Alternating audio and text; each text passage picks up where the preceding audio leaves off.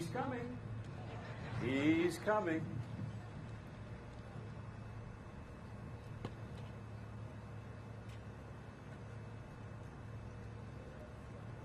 We so appreciate you being with us today. It's been just a wonderful, wonderful moment for the state of Ohio, Licking County, all of us. There's so much hope and promise that is coming with Intel's build here. We appreciate you all. Would you like to hear from the best damn band in the land? Get it.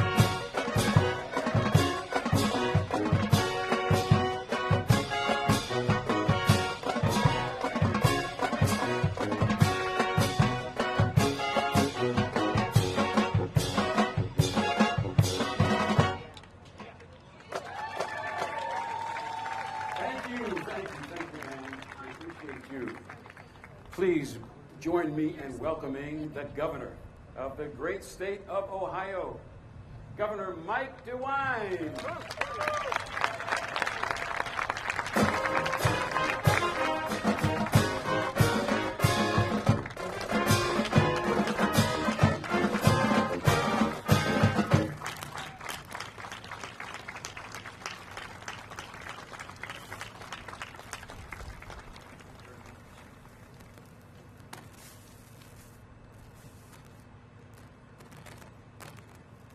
What a great day.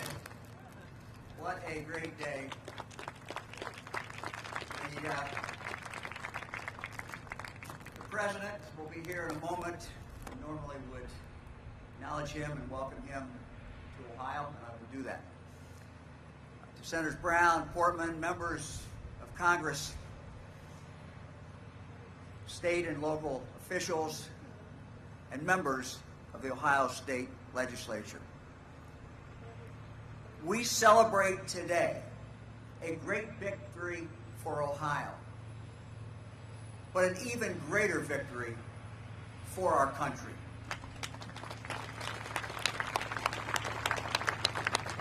We have learned over the last few years that there are essential items, necessities, that we must make here in the United States of America.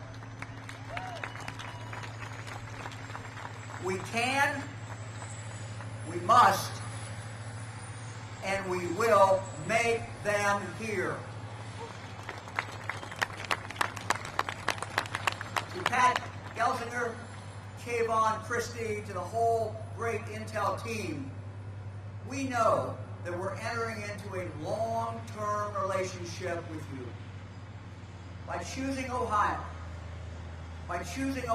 over 39 other locations across our country, think of that. You recognize and you put your faith in Ohio and in our people. On behalf of the people of the state of Ohio, let me say to you, we will not let you down.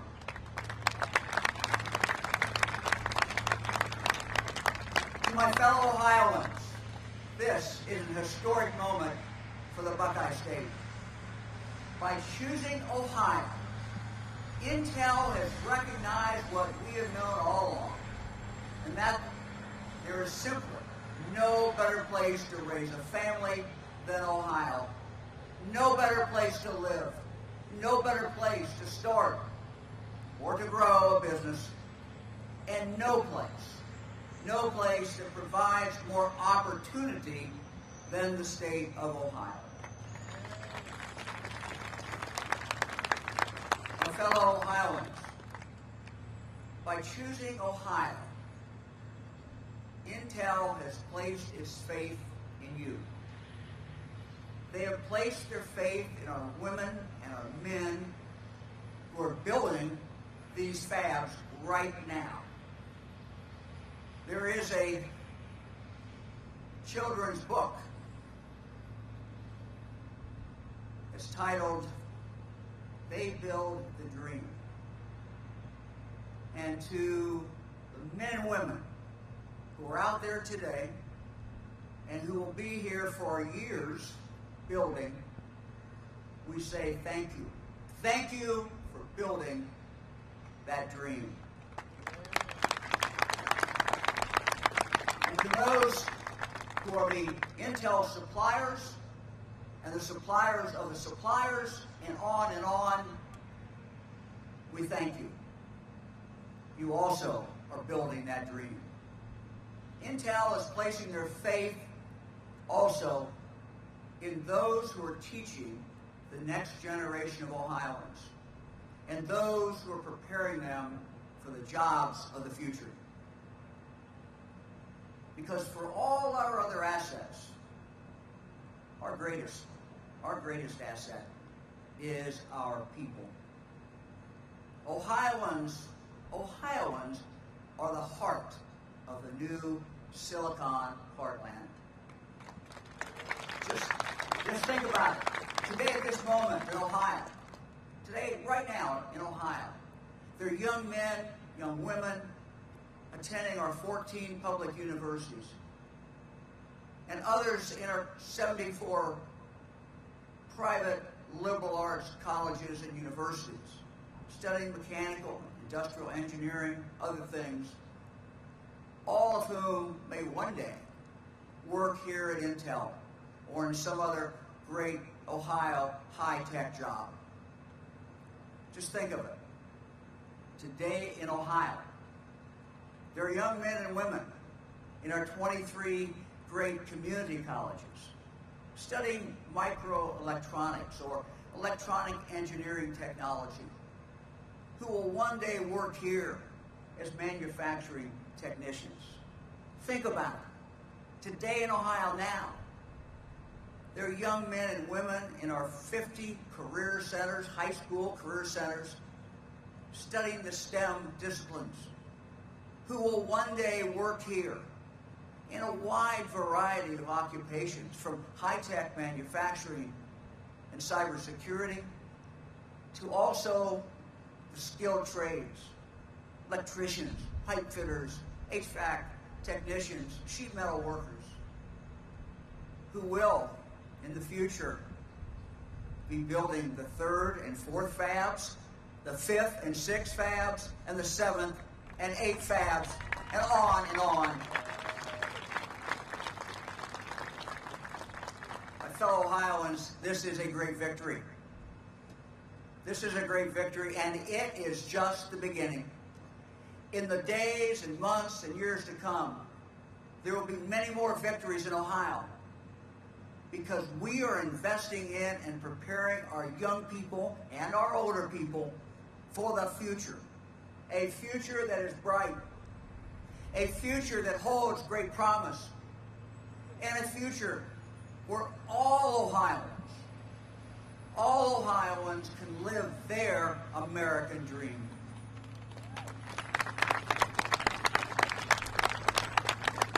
It's a great day in Ohio.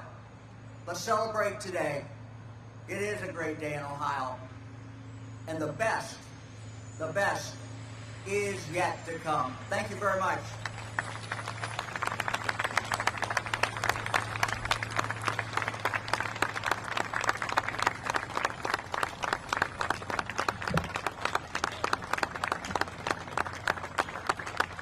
Thank you, Governor DeWine. Appreciate you very much today. Now let's welcome to the stage a man who has given 12 great years of service in the U.S. Senate for Ohio, Senator Rob Portman.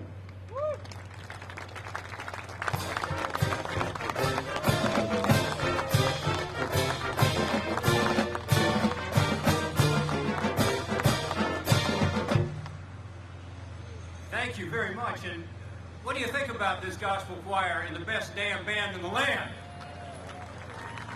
I like my walk-on song, guys. I'll take it with me everywhere I go.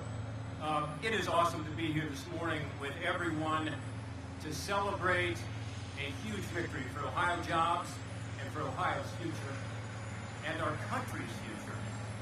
As we break ground for the world's most advanced semiconductor fabs in the world, unbelievable, creating this ecosystem that will be the Silicon Heartland. There are many to thank and congratulate. President Biden, who made his way to the Buckeye State today. I can't wait to hear what the walk-on song is going to be. I think I know what it is. Governor DeWine, who just spoke. Lieutenant Governor Houston, Senator Brown, Representatives Balderson and Beatty, and other House colleagues who are here, members of the Ohio House and Senate, who provided important legislation for the incentive package. Local officials, Dr. Johnson, economic development professionals. Those professionals like JP and Kenny worked their heart out. But most importantly, today, congratulations to the people of the great state of Ohio. It is your victory.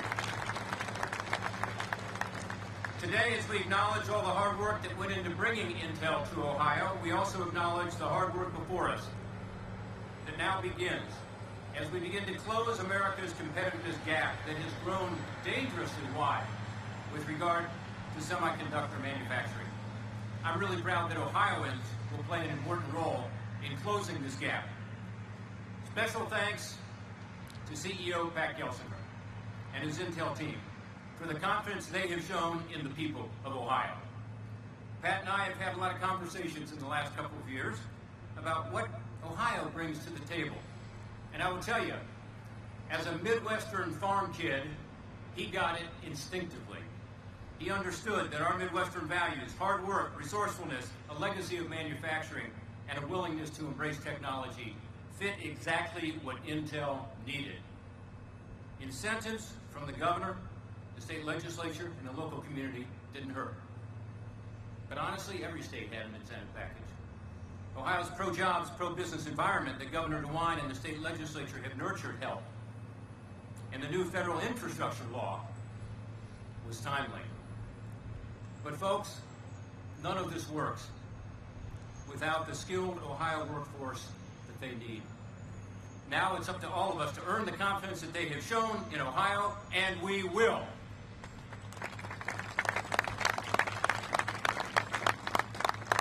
As will be said later today when we hear from Pat and the President, the passage of the Federal CHIPS Plus Act was also critical in making today a reality. I was honored to help lead that effort in the Senate. Each of my Senate and House colleagues here today played an important role. In this case, at least, Congress put partisanship aside and focused on how to close the growing gap in semiconductors and other technologies that will ultimately determine the fate of nations. Our dwindling U.S. semiconductor manufacturing is both an economic and national security concern. Not only has our share of global chip manufacturing capacity over the past 30 years fallen from nearly 40% to 12%, but semiconductors are more important than ever for everything from F-150s to F-35s. And 90% of high-end chips being made in Taiwan and China dramatically growing its capacity, the supply chain has become more vulnerable, putting at risk the American economy and our military advantage. If it works as intended, the CHIPS Science Act will be the catalyst to spur all kinds of record-breaking technological investments and innovations, not just chips, and not just here in New Albany, as important as it is, but around the country and across the state. Intel's announcement to build here has already caused suppliers to look at Ohio because of the semiconductors. So let's get to work. Like we did with the CHIPS Plus legislation, let's link arms across the aisle and at every level of government and the private sector to meet the need. Let's help the building trades ensure those 7,000 skilled construction workers are there.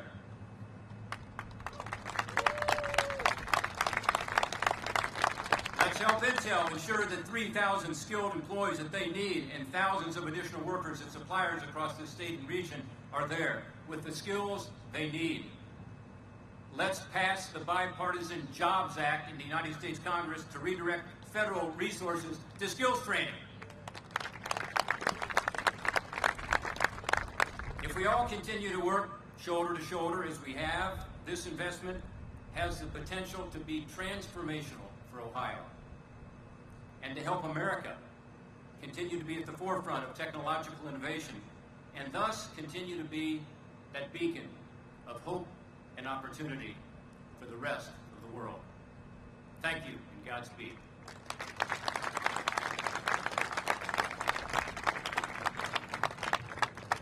Thank you, Senator Portman. Now we'd like to bring to the stage a man born in Mansfield, Ohio. He's been serving public service since 1975. Senator Sherrod Brown.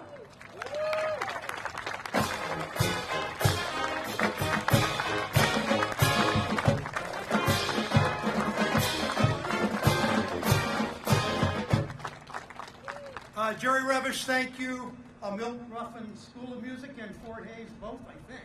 I'm not sure. Maybe not. And the best band in the land, good to see you all.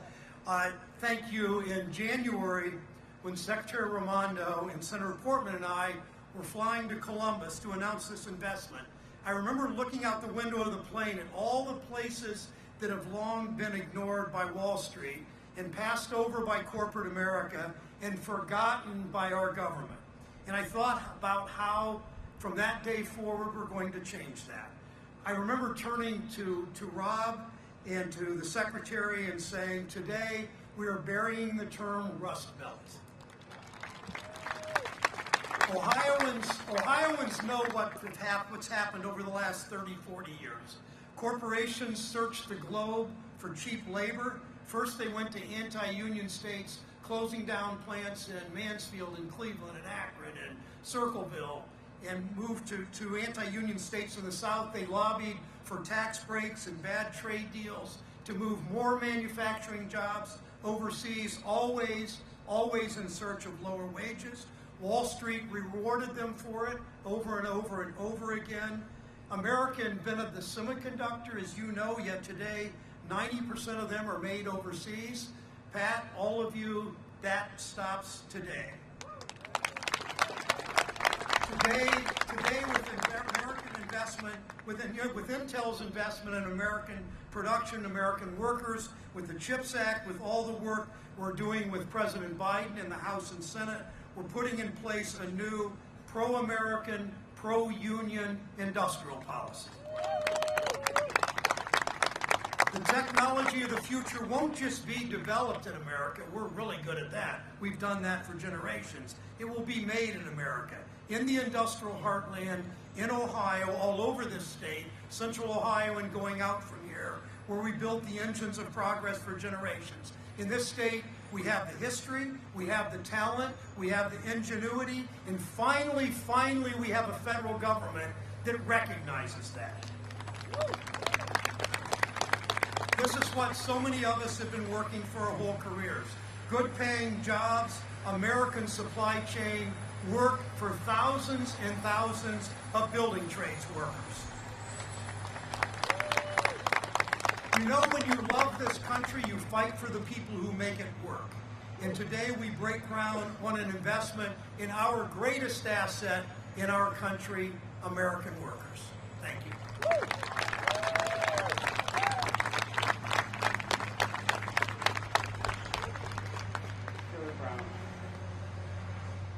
Our next speaker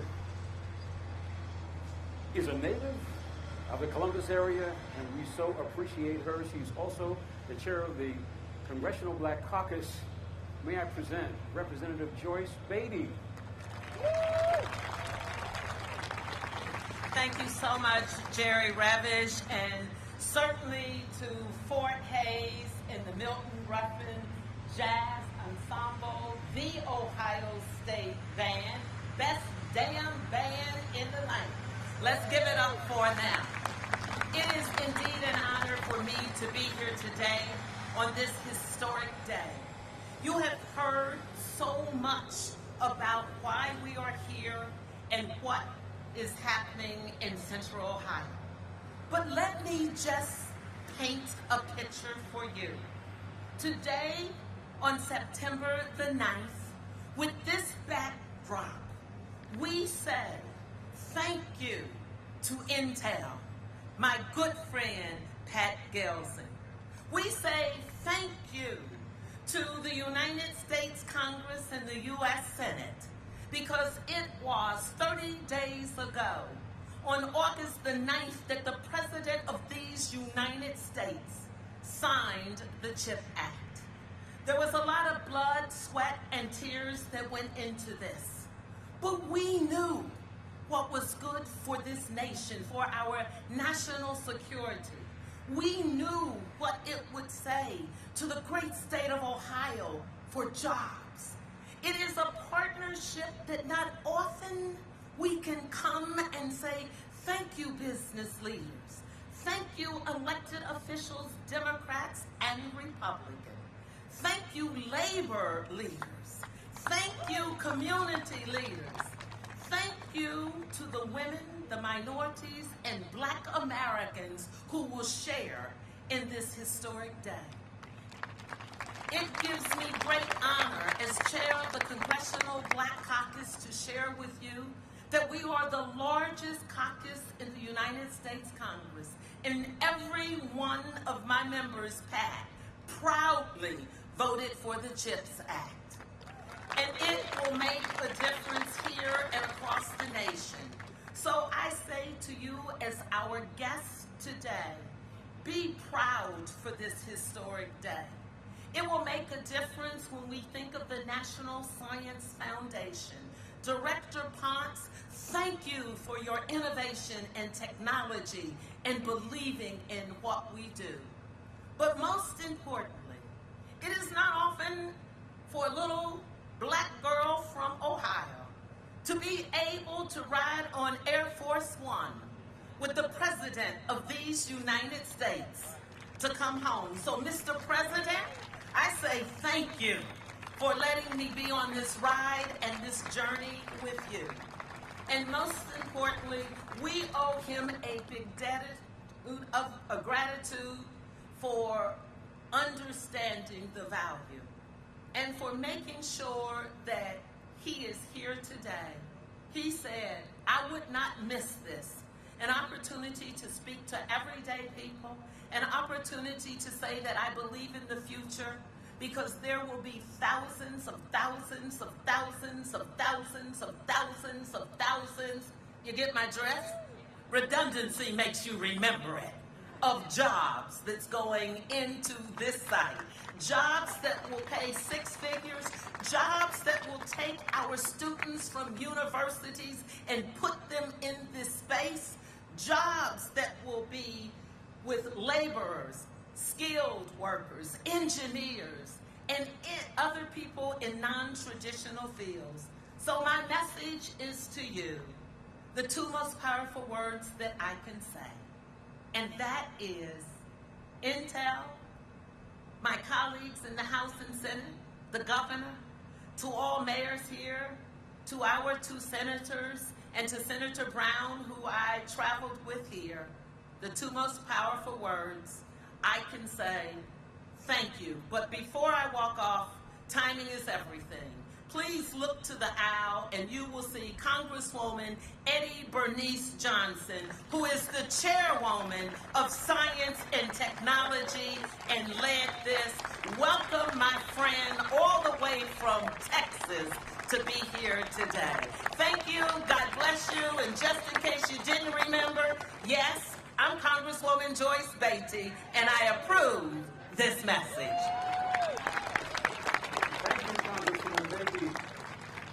Please welcome to the stage the Chief Global Operations Officer, Intel, Keyvan S. Jarbani.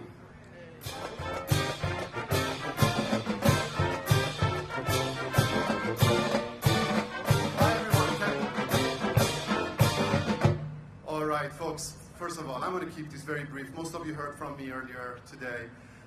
There's no place better for me to be than here in Ohio today.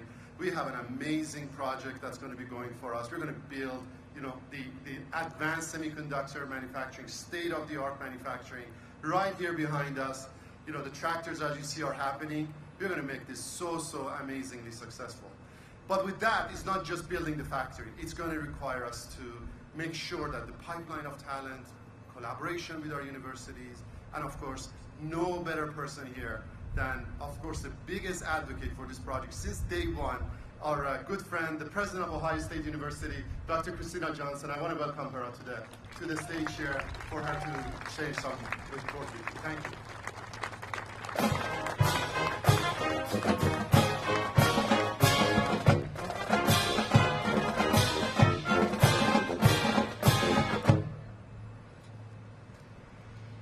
Wow, what a day. Mr. President, CEO Gelsinger, elected officials, and special guests, I'm so proud to be here today sharing this platform with not only you, but the Fort Hays Milton Ruffin Gospel Choral and the best damn band in the land. And I'm also so proud of the role that The Ohio State University and all the colleges and universities played in making this groundbreaking a reality. Most of you are probably familiar with Moore's first law, Intel's co-founder Gordon Moore's accurate prognostication that the number of transistors on an integrated circuit would double every 2 years. And thanks to companies like Intel, since I was a chip designer in college, we've watched those transistor line widths shrink from microns to nanometers, and soon to angstroms. And the power of our devices increase exponentially. If you want to calculate my age, I just gave you all the facts. You may not be able to, however, or may be aware of Moore's second law, which predicted a harsher reality, that the cost of semiconductor processing facilities would also grow exponentially. So getting the United States back in the business of manufacturing state-of-the-art computer chips domestically is a breathtakingly capital-intensive and ambitious proposition. It requires a revival of that powerful private-public partnership of industry, government, and academia that has defined this country's best efforts in science and engineering since World War II. Today, we're celebrating Intel for having the vision to make this historical capital investment in Licking County. But we also thank President Biden, Commerce Secretary Raimondo, and the United States Congress for supporting American semiconductor manufacturing, design, and research, and for helping to even the playing field with the CHIPS and Science Act of 2022.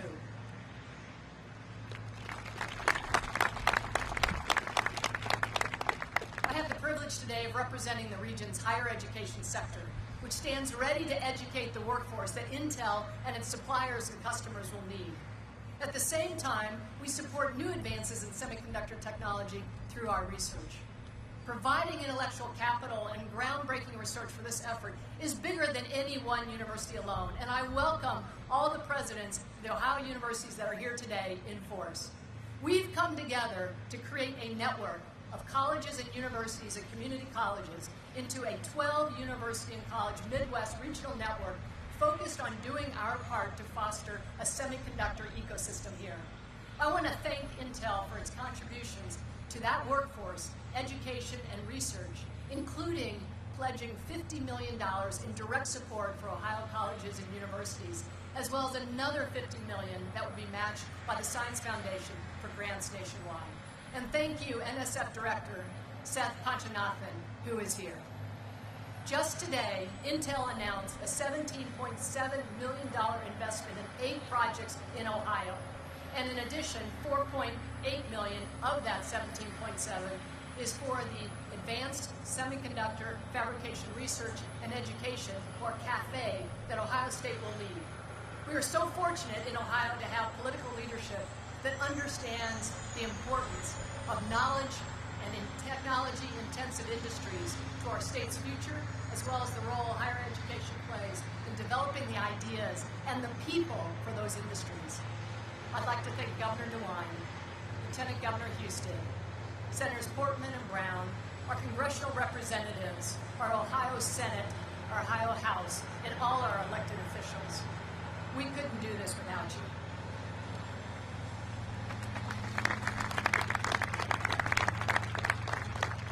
And of course, I'd also like to thank our amazing economic development partners, Jobs Ohio and One Columbus. As Intel breaks ground today, we're here to strengthen the Silicon Heartland. And that's what today is all about. But you should know that 12% of the nation's engineers, bachelor's degrees, 18% of the country's doctorates in engineering, and 22% of the doctorates in engineering technology are earned at Big Ten schools.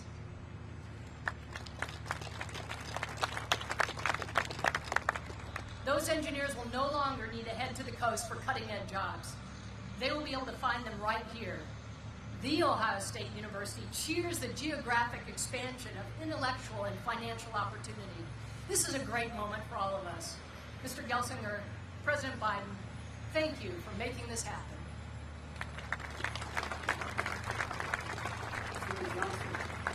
Please welcome to the stage Effion Hawkins.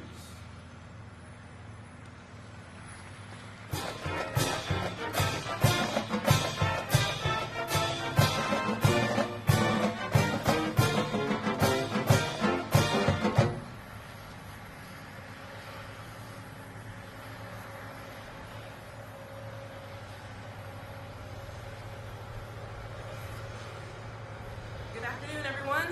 My name is Effion Hawkins, and I am a student at Central Ohio Technical College, working towards my associate degree. Intel CEO Pat Gelsinger grew up next door, right in Pennsylvania, and started his career as with an associate degree from a community college. That's why I'm personally excited to be here celebrating with you all, because students like me, we have an incredible opportunity thanks to Intel. Please join me in welcoming Intel CEO Pat Gelsinger to the stage. Thank you so much.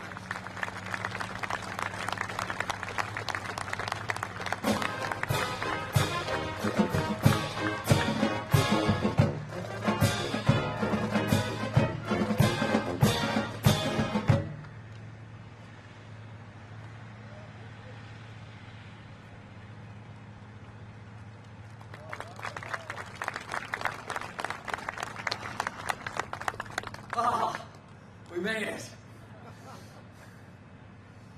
You know, and as you think about this moment, you know, I just ask you, what aspect of your life is not becoming more digital? You know, every aspect of health, every aspect of social, every aspect of transportation is becoming more digital, and everything digital runs on semiconductors. and our ability to work remotely through the pandemic was because of semiconductors. To stay connected with our families and friends, to have virtual schooling and healthcare through this period of time. Everything, semiconductors, and our national defense is becoming more acutely dependent on semiconductors. And do we want our national defense to have the most advanced semiconductors in the world? You bet we do. And do we want to be dependent on foreign sources for those? You bet we don't. And for our entire history, we at Intel have performed the majority of our R&D and manufacturing right here in the U.S. We are the only U.S. chip maker that does all the R&D, manufacturing leadership, technology development in the United States. And as we came to this period in our strategy, we put our chips on the table. Yeah, I like that too. And we did it. We put our chips on the table to help the U.S. regain its manufacturing heart as well as unquestioned technology leadership. And our partnership in Ohio is off to a great start. And under Governor DeWine, Lieutenant Governor, we just feel, come on down. Ohio wants us. And it's just been an incredible relationship and the great support we've seen from the Ohio delegation of political leaders. And, Senator Portman and Brown, these have just been extraordinary partners for us. And I show up in D.C. and boy, we just go to work, together. And of course, Representatives Balderson and Beatty, just thank you so much for the partnership. And this great state of Ohio has this tradition of manufacturing. You all like to build stuff. And that's exactly what we're going to do together. We are going to build the most advanced stuff in the world right here in Ohio. And we benefit from this long tradition. Essential industries, steel, engines, automobiles, chemicals, and more. And because of that manufacturing tradition and the strong technology capabilities of the local universities, this became an obvious choice. And back in January, Ohio Senator Brown, made that statement, the Rust Belt is dead and the Silicon Heartland begins. And I'll say, he was the one to kill the Rust Belt, but Silicon Heartland, that was my phrase. But this idea of the Silicon Heartland, right, an epicenter of leading edge technology, and Intel's factory right here will produce the most advanced process technologies in the world. And our customers, our foundry customers, some of them being here today, they need the best stuff for their products. Everything from high-performance mobile, artificial intelligence, advanced computing, cloud, all of that will be a result of these factories behind us. Advanced packaging, reliable workforce, including, as you've seen today, the most advanced trades on the planet are required to build this facility. And I'll just say, we are thrilled for the response that we have seen across that spectrum. And I say, every aspect of highly trained technical workers, construction, we're going to get to work. And we only gave you half a day off for the groundbreaking, so don't screw around, get back to work. But it also is that pipeline of talent in science, engineering, mathematics, innovation, the imaginative, creative skills. And I like to say it's not just STEM, it's STEAM, science, technology, engineering, arts, and math. And the need for these skills in America is growing, and we're not keeping pace with that pipeline. And fewer U.S. students are choosing the sector of semiconductors and manufacturing engineering as a career choice. We need to change that. And we need to bring this workforce forward. And that's why you heard this morning from Christy Pambianchi, where we are committing, our $50 million, the first $17.7 million committed in these first 8 partnerships with 80 participants. This is the first step, but it's just the first step, because we are moving forward to build the next generation workforce and to harvest. And I want, as I say, I want every mother and grandmother in the state of Ohio to say, you don't need to go to the coast, come home and work right here. And it's not, low-end workers, it's not medium, it's not the highest PhD, it's not construction workers, it's not the next generation, of math, and we had, Finn up here, the next CEO of Intel. It is all of them across the entire spectrum is what we need. And as someone who began my career, my family is here.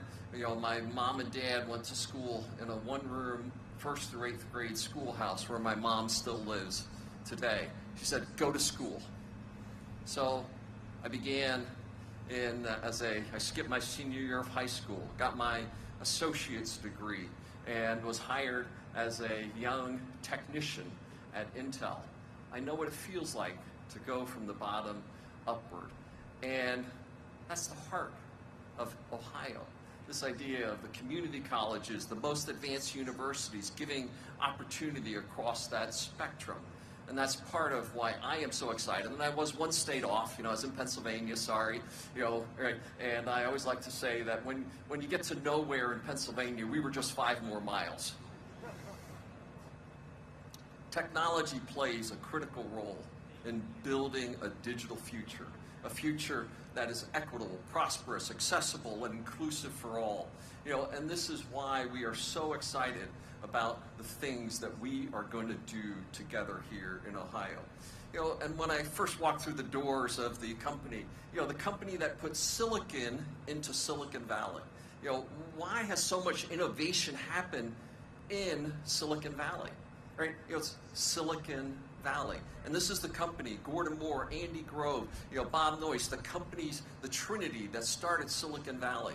And today, we're the company that's going to put the silicon into the heartland, the Silicon Heartland. But today, this is also a testament to the power of public and private coming together.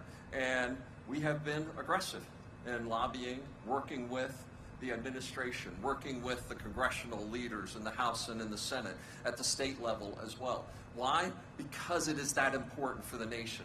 And I'll tell you, the passage of the CHIPS Act, the most seminal piece of industrial policy legislation from World War II, we all together deserve to celebrate this moment. And I just say thank you all for all who helped make this most critical legislation happen.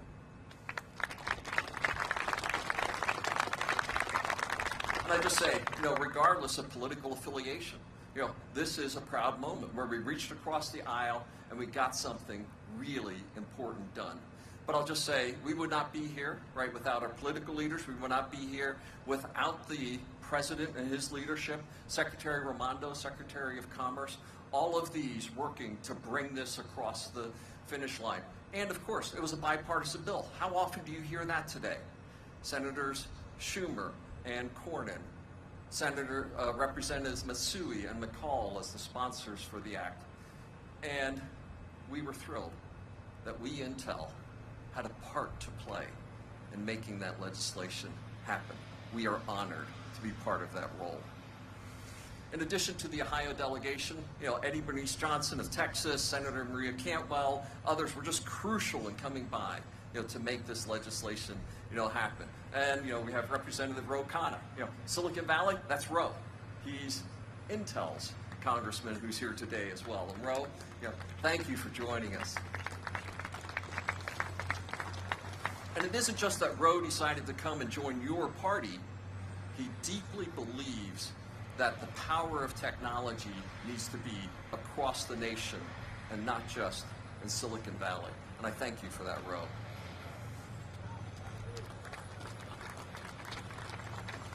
And with that, it is my honor, an honor that a farm kid from Pennsylvania should never even dream of, the honor to say the following words. It is my pleasure to introduce the President of the United States. Please join me in welcoming President Biden.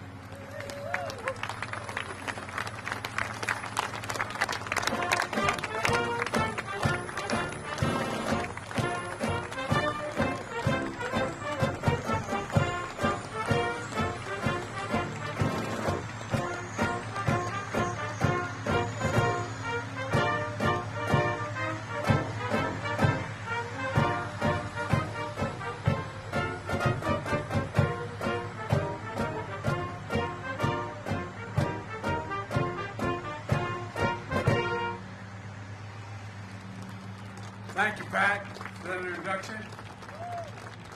And pretty amazing.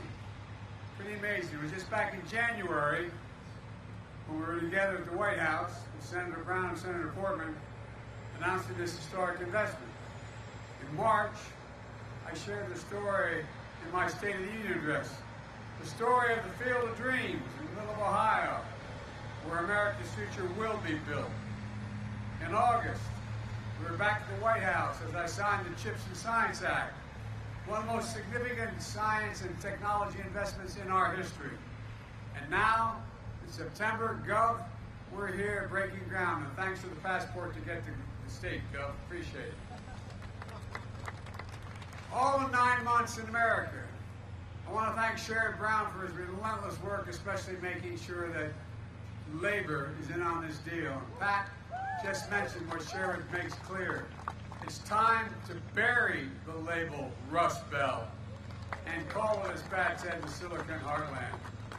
That's what's happening in these 1,000 acres. I want to thank Rob Portman for being the gentleman and decent man that he is, and for showing that Democrats and Republicans can work together to get big things done for our country. I really mean it. I'm trying to find where he's sitting. He's a good man. Thank you. You're leaving a hell of a legacy as you leave what you're doing as a consequence of you, in large part. And thanks to the bipartisan group of Ohio congressional delegation here today. Tim Ryan, thank you for your leadership, always representing this to working people. Thank you, Congresswoman Beatty. And, I don't think we could have gotten the infrastructure bill done without Joyce. She was the final capstone. I thought we all thought it was hanging in the balance there. But I don't know what you did that last 4 hours. Whatever you did, you got it done. Jay Joyce, Anthony Gonzalez, Mike Carey, Tony Balderson for the work in the House. We're also joined by congressional leaders from around the country who fought so hard for this bill. Eddie Bernice Johnson, chair of the House Science Committee. Eddie, this whole bill wouldn't have gotten done without you. It really wouldn't have. We're also joined by Congressman Ro Khanna.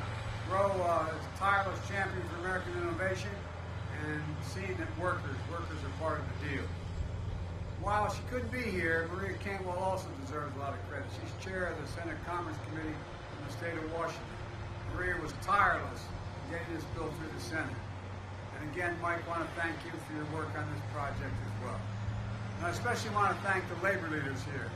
My dear friend Monty Stevens of the IBW, Tim Berger, the president of AFL-CIO, Brent Booker, treasurer of National Building Trades, Mike Kinsley, president of Ohio Building Trades. You know, it's fitting to break ground for America's future here in Ohio. Think about it. There's kind of a tradition here. The Wright brothers, Neil Armstrong, John Glenn, they define America's spirit, a spirit of daring and innovation. Pat just laid out Intel's vision that builds on that legacy. A brand new $20 billion campus, 7,000 construction jobs, union construction jobs, 3,000 full-time jobs that will pay an average of $135,000 a year, and not all of them will require a college degree once these facilities are built. And here's a critical piece. Intel is using a project labor agreement for this investment. For the folks at home, these are agreements the contractors, subcontractors, and unions put in place before construction begins. They ensure major projects are handled by well-trained, well-prepared, highly skilled workers. They resolve disputes ahead of time, ensuring safer work sites, avoiding disruptions and work stoppages that can cause extensive delays down the line. These agreements make sure construction is top-notch and projects are on time, on task, and on budget. Back in February, I signed an executive order to make sure federal construction projects use these project labor agreements.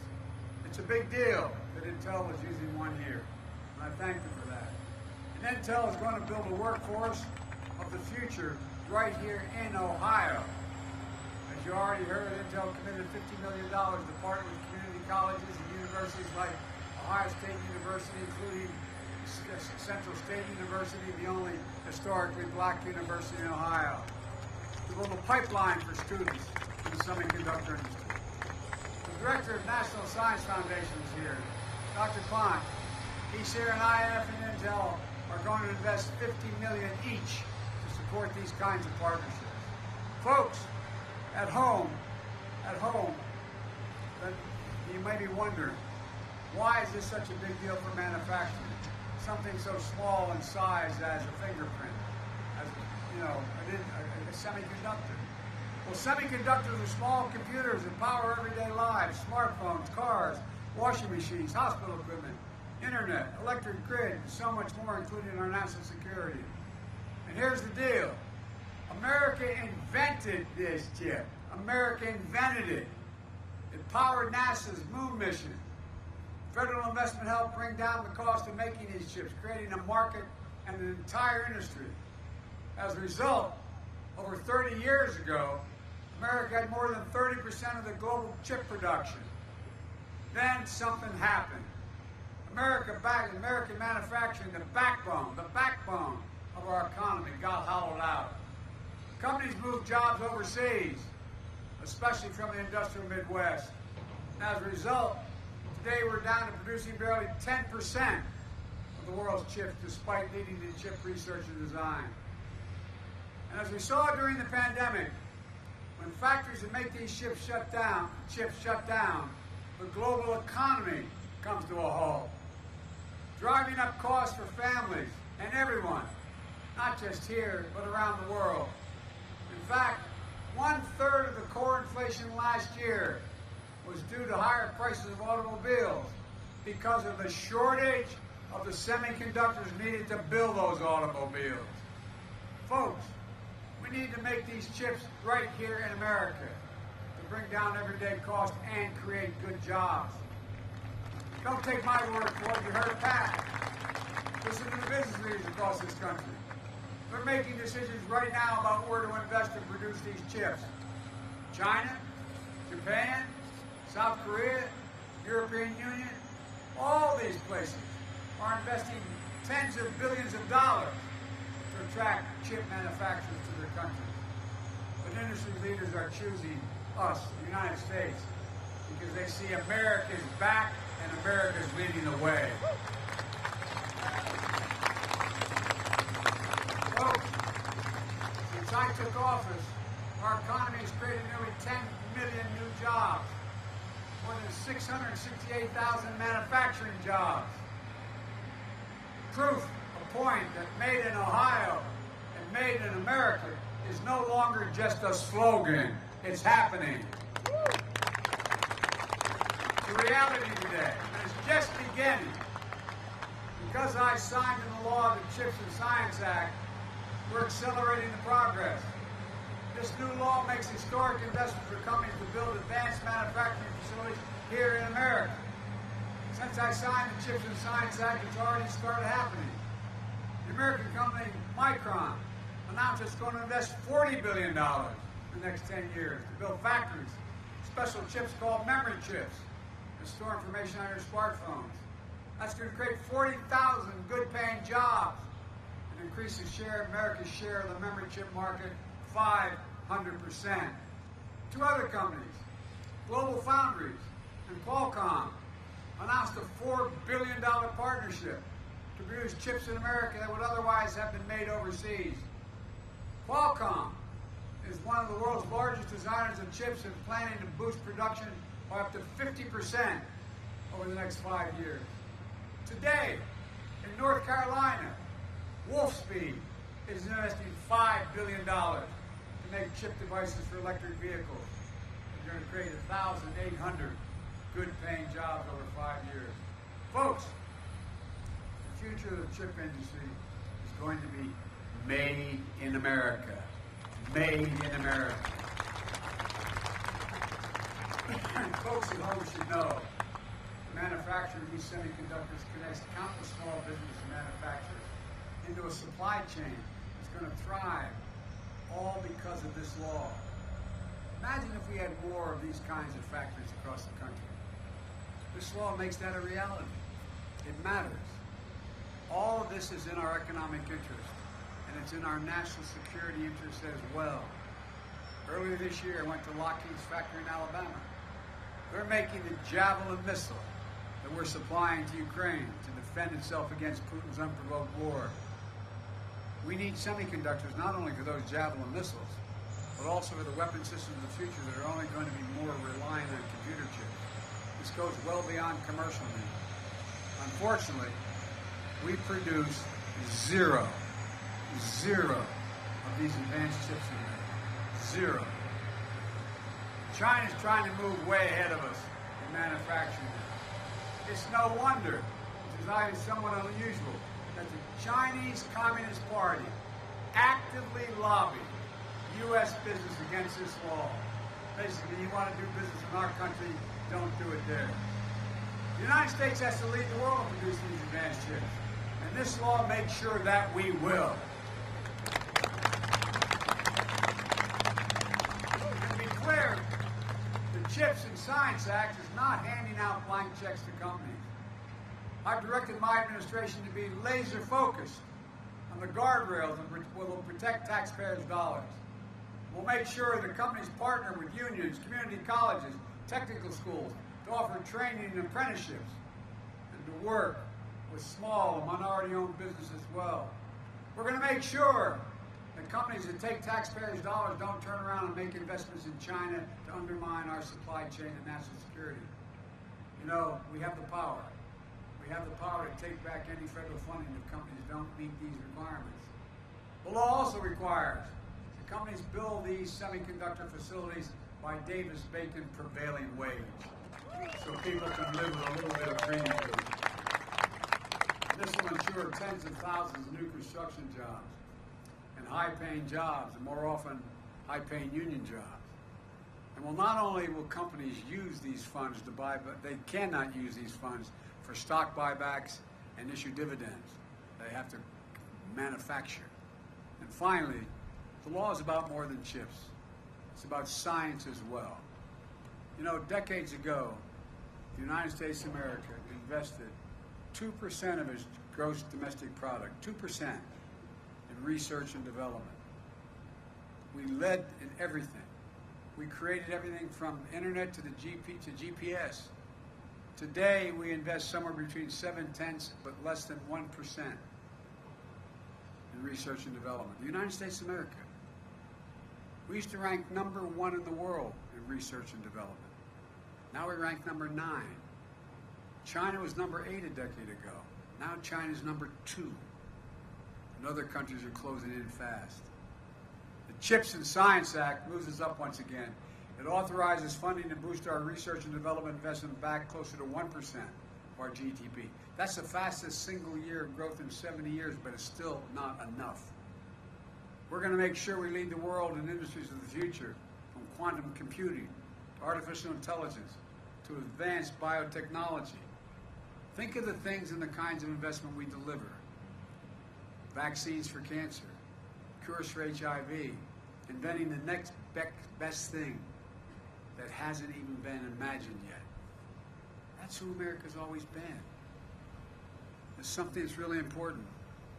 We're going to make sure that any company that uses federal funding for research and development to invent new technologies will have to make that technology here in America.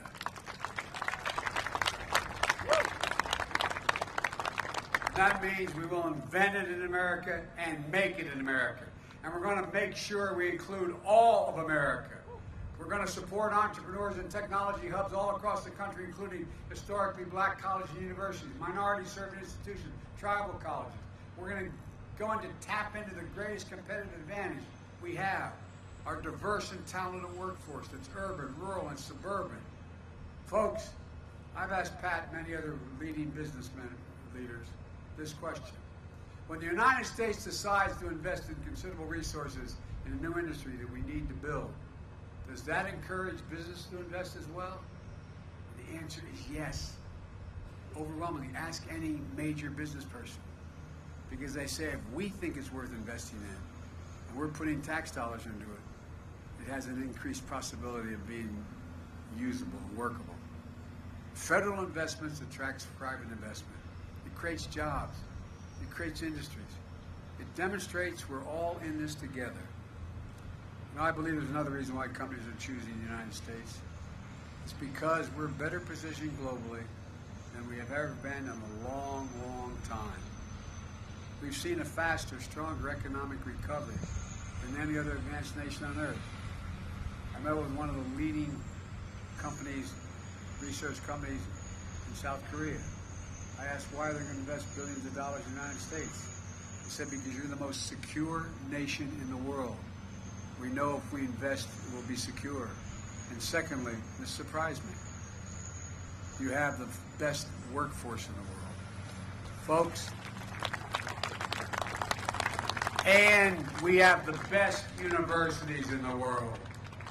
Dynamic venture capital system, rule of law that protects international property. And thanks to the infrastructure law that I signed with the help of many of the members who are here today, that means better roads, bridges, ports, airports, clean water, high-speed internet for every American. That's going to create millions of jobs all by itself. This is a game changer.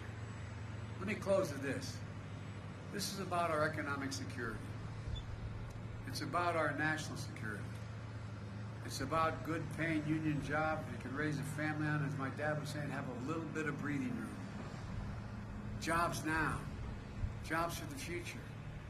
Jobs in every part of the country. We're not going to leave a part behind. There's no need to not develop the whole country. Jobs that show the industrial Midwest is back. The industrial Midwest is back. And that's what we'll see in this field of dreams. PhD engineers in science alongside community college graduates, skilled craftsmen, men and women, people of all ages, races, and backgrounds with advanced degrees or no degrees, working side by side doing the most sophisticated manufacturing that's ever been done. Pat was explaining to me what these are going to look like. Correct me if I'm wrong, Pat, but I was impressed. You're going to dig down 60 feet, 10 football fields long. You're going to make that all cement. You're going to use that as basis to build on, because you need security, you need stability for what you have like that, and you're going to build up stories beyond. I mean, this is incredible. Making a tiny computer chip, the size of a fingertip. They're showing what we've always believed. And I want to emphasize this, and I'll get out of your hair. And I mean this. You've heard me say this for a long time. There is nothing, I mean this from the bottom of my heart, there is nothing, not a single thing beyond our capacity as a nation if we do it together as the United States of America. And that's what we're going to do. This is an inflection point. Everything. We're going to look back on this period 20 years from now and say that's going to begin to change. God bless you all, and may God protect our troops. Thank you, thank you, thank you. God, thank you.